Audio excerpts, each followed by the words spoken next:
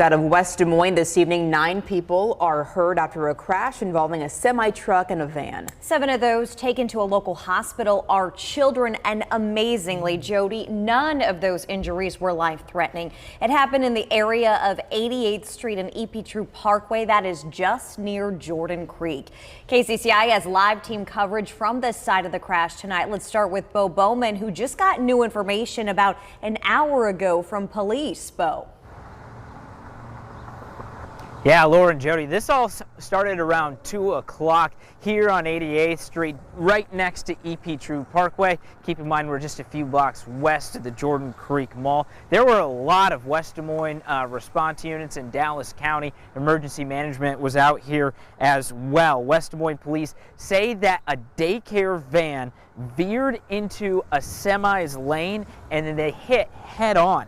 Investigators say the semi driver did swerve to try and avoid the van, and that could be why the crash wasn't as bad as it could have been. All 7 children and the 2 adults who were hospitalized are facing non-life-threatening injuries. Now, police say the van did veer into the other lane because the driver was distracted. Apparently the driver was distracted and veered into the lanes of the semi, and they had a head-on collision. The semi did try and make evasive actions, so I believe that helped a little bit with this accident and the severity of it.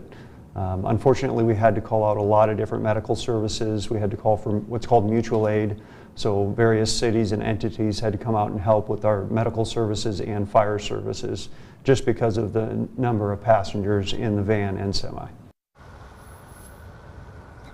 Now, police did say that the driver was not distracted by a phone, so they weren't texting and driving or on the phone and driving, but they were able to rule that out, but they still aren't exactly sure what was happening inside the van. There are also hazmat units called out here to respond after some diesel fuel from the semi leaked onto the roadway and then down into the storm sewers. That's never a good thing, and so they've been out here periodically, even in the hours after the crash, to kind of help mitigate some of those issues. But for now, we're live in West Des Moines. Bo Bowman, KCCI 8 News, Iowa's news leader.